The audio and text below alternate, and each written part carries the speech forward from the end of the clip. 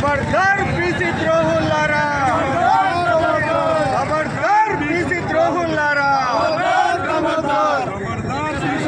తారీఖు రోజు నాగర్ కర్నూలు జిల్లా కుమ్మరపల్లిలో ఒక జాతర జరిగితే ఆ జాతరకు రజక కులస్తులు నలుగురు వెళ్ళినప్పుడు ఏమి జరిగిందంటే చిన్న విషయం, అది ఒక అమ్మాయిని చంపినంత విషయం కాదు అది.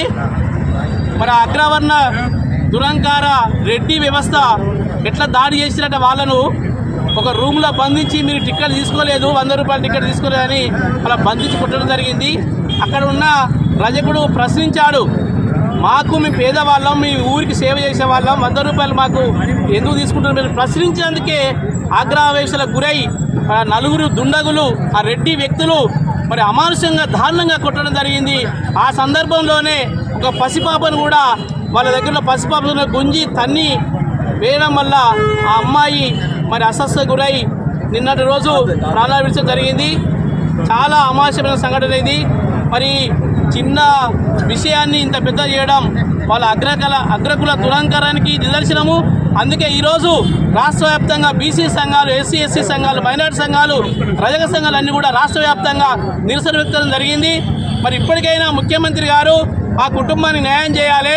మీ దగ్గర జిల్లానే, మీ పక్క జిల్లానే కాబట్టి మరి ఆ కుటుంబాన్ని ఆదుకోవాలి, కుటుంబంలో ఒకరికి మరి ఉద్యోగం ఇవ్వాలి, ఆ కుటుంబానికి ఆర్థిక సాయం కూడా చేయాలని మేము డిమాండ్ చేస్తున్నాం అన్ని సంఘాల తరపు నుంచి.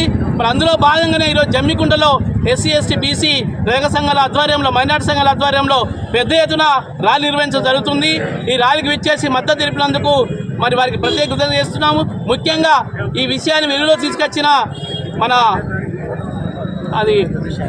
విశాల్ మహారాజ్కు, తర్వాత డాక్టర్ విశాల్ మహారాజ్కు, తర్వాత తీర్మాన్ మల్లన్న గారికి, మరి ఈరోజు కూడా వాళ్ళు మాజీ మంత్రివర్యులు శ్రీనివాస్ గౌడ్ గారు కూడా మరి మద్దతు తెలిపి డీజీపీకి వినతి పత్రం ఇచ్చిన వారందరికీ కూడా మా సంఘాల తరపు నుంచి ప్రత్యేక కృతజ్ఞత తెలియజేస్తున్నాను.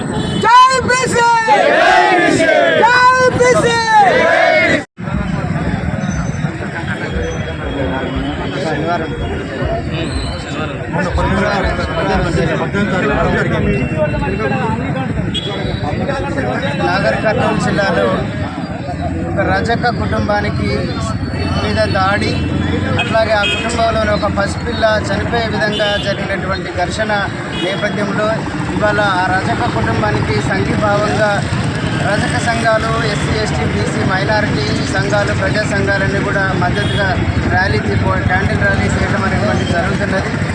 అంబేద్కర్ చెప్పినట్టుగా కులం అనేటువంటిది ఉన్నంతకాలం వివక్ష అనేది కొనసాగుతూ ఉంటుంది. కింది కులాలు అనబడేటువంటివి చైతన్యంతో మెదలటం, ఆత్మగౌరవంతో మెదలటం అనేటువంటిది పై కులాలకు సహించరాని విధంగా ఉంటున్నది. మీరా మమ్మల్ని ప్రశ్నించేది, అది న్యాయమైనటువంటి ప్రశ్న అయినప్పటికీ కూడా మీరా మమ్మల్ని ప్రశ్నించేది అనేటువంటి అహంభావంతో సంపన్న వర్గాలు, సంపన్న కులాలు ఈ రకమైనటువంటి దాడులు చేస్తున్నాయి.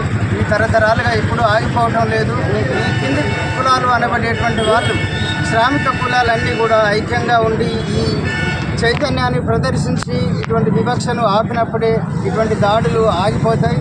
ప్రభుత్వము కానీ, చట్ట వ్యవస్థ కూడా కానీ వీళ్ళు కేసు పెట్టారా, వాళ్ళు కేసు పెట్టారా అనేటువంటిది మాత్రమే కాకుండా ఒక ప్రజాస్వామిక దృక్పథంతో ఆ కేసులను, ఆ ఫిర్యాదులను పరిశీలించి తదనుగుణంగా మెదలాల్సినటువంటి అవసరం ఉంటుంది.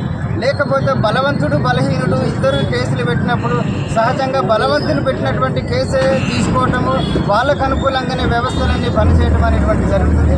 కాబట్టి ప్రభుత్వము, చట్ట వ్యవస్థలన్నీ కూడా ఒక ప్రజాస్వామిక దృక్పథంతో మెదలాలి.